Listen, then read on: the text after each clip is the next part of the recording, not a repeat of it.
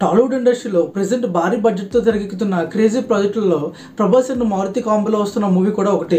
Tollywood prestigious ప్రాజెక్టులలో ఈ cinema కూడా ఒకటి. అయితే ఈ సినిమాకు రాజా డిలక్స్ అనే టైటిల్ పెట్టారు అండ్ ఈ టైటిల్ని అందరూ ఫిక్స్ అయిపోయారు. అయితే ఈ టైటిల్ను మార్చేశారు కూడా. రాజా డిలక్స్ బదులుగా రాజా సాబ్గా మార్చేశారు. ఈ సినిమా హర్రర్ బ్యాక్గ్రౌండ్లో తెరకెక్కుతుందని ప్రభాస్ ఆల్రెడీ క్లారిటీ ఇచ్చేశారు. ఇకపోతే ఈరోజు అంటే జనవరి 14న ఫస్ట్ లుక్తో పాటు టైటిల్ రివీల్ చేస్తారని టాక్ వచ్చింది.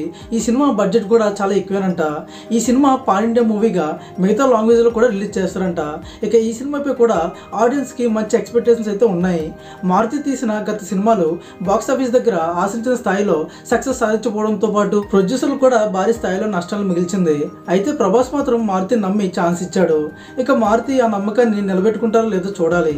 కల్కి 2898 AD మూవీ ఈ ఏడాది మే నెల 9 రిలీజ్ అవుతుంది.